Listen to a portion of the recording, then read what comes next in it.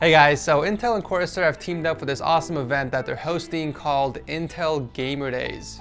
It's a limited time US exclusive event featuring awesome deals and buying discounts specifically targeted for hardcore and mainstream gamers. The event lasts from September 1st to the 16th, so be sure to check it out by visiting the link below. They're also hosting a giveaway on the Corsair One gaming PC, and to find out how to enter, stick around to the end. Alright guys, so in this video I'm going to be focusing on two separate PC configurations. The first one is a low-end budget gaming PC under $700, and the other one's going to be a high-end, really awesome, good-looking gaming and streaming PC with an all-white color scheme. In fact, some of the parts might be on sale for the Intel Gamer Days, so make sure you guys check that page before you purchase any parts. Once again, the link to that will be down below. And before I begin, I do want to give a huge thanks to Intel and Corsair for sponsoring this video. So starting off with a beast budget build. This is going to cost a little over $600, and it features the i3-8100 quad-core processor with 4 threads. This CPU has quickly become very popular in budget builds because of its crazy performance. It actually outperforms its competitor, the Ryzen 2200G and the Ryzen 3 1200 by a noticeable amount. For just pure gaming horsepower, around $100, the i3-8100 is my recommendation. Since we're going Intel, we do need a compatible board, and since the CPU is locked, there is no need to spend more for overclocking. The best value right now is from GIGABYTE, and it's the B360M board. It's a micro ATX board with 4 RAM slots, M.2 support, it's got 6 USBs, 3 of which are USB 3, and also 3 fan headers. All in all, it's a solid board for the money. The only downside is that B360 boards only support up to 2666 rated RAM if you're using an i3 chip.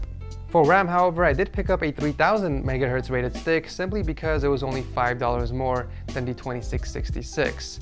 Might as well go with that just in case you end up upgrading your board later down the line. It's only $5. In the meantime, your system will underclock the RAM appropriately, but you wouldn't run into any issues using this. The stock heatsink on the CPU is fine, it'll get the job done, so instead of buying another cooler, we're going to actually use that money and put it towards something else.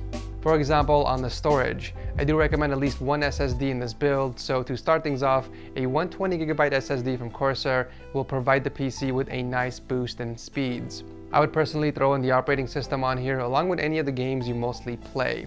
I do recommend adding a 1TB hard drive later down the line for mass storage and of course storing other useless files. I didn't include it in this price tag because an SSD is a really good place to start and also to keep the cost down. For the graphics card, I was actually lucky to find a GTX 1060 6GB Founders Edition on Amazon for just $200. With this card, you can easily game over 60 FPS maxed out settings in 1080p.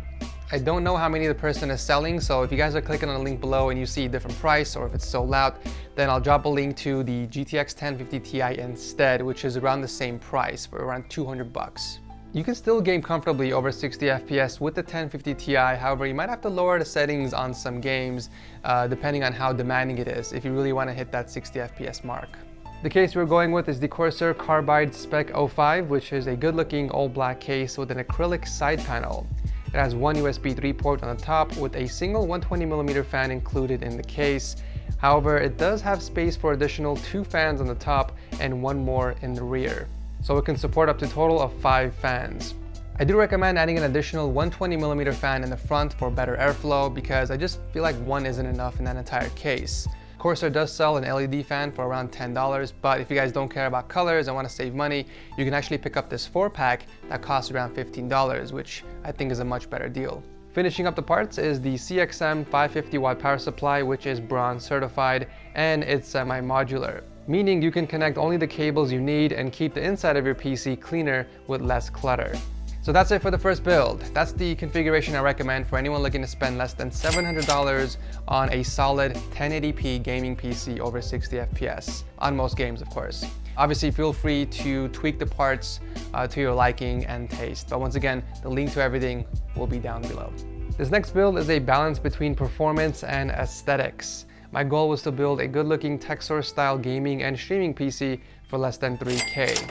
Starting off with the CPU, I was gonna go with the new 8086K, but then I realized there isn't a huge performance difference between both CPUs, especially since the 8700K can be overclocked up to 5 GHz easily, and it costs $100 less. So naturally, I stuck with it. It's also going to be great for streaming because of its 6 cores and 12 threads. It will even help out on the productivity side. Obviously, we got to cool the processor because we're going to overclock it, and there's no AIO that can do it better than the H150i Pro from CORSAIR. This is a 360mm radiator with 3 120mm fans. Also, it's RGB. The black tubing on these are nasty, so we're going to cover them up with the CABLEMOD AIO sleeve kit for only $20. The motherboard was an easy choice. You can't really go wrong with ASUS boards, some of the best performance and reliability out there. So I went with the Prime Z370 because of its features, price, and the color scheme. It is 2018, so you gotta have RGB RAM. The White Vengeance Pros from CORSAIR are the cleanest and personally my favorite RAM sticks out there. In fact, I'm using 32 gigs of these in my personal build. For storage, we are keeping it simple with a single 480GB M.2 SSD for the operating system and important programs, while the other 480GB SSD can be used for games and other files. Now, the graphics card I wanted to go with is a unicorn. It's very rare to find a GALAX edition out there. I don't know if they're out of business or they don't make cards anymore, but I think it will look really awesome in this build with the all-white shroud. A 1070 Ti will also get you over 100 FPS and Quad HD gaming in most games, which is 2560 by 1440p. If you're gonna use high-end hardware like this, then you have to play in a higher resolution. It just feels like a waste playing only on 1080p. I'm also going to toss an RGB backplate on it because why not? Might as well just RGB all the things inside here, and you can actually customize the backplate with any design you want, but to keep things simple, I'm just going to showcase a blank white one. The case we are using is the SPEC-OMEGA RGB mid-tower case, which will complement the build beautifully.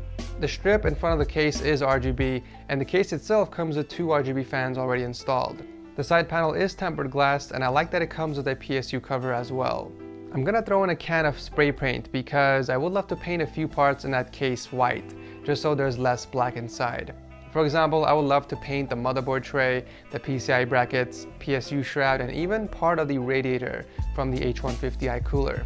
I'm personally not a fan of the HD RGB fans that CORSAIR makes, so I would actually replace those with the LL version instead.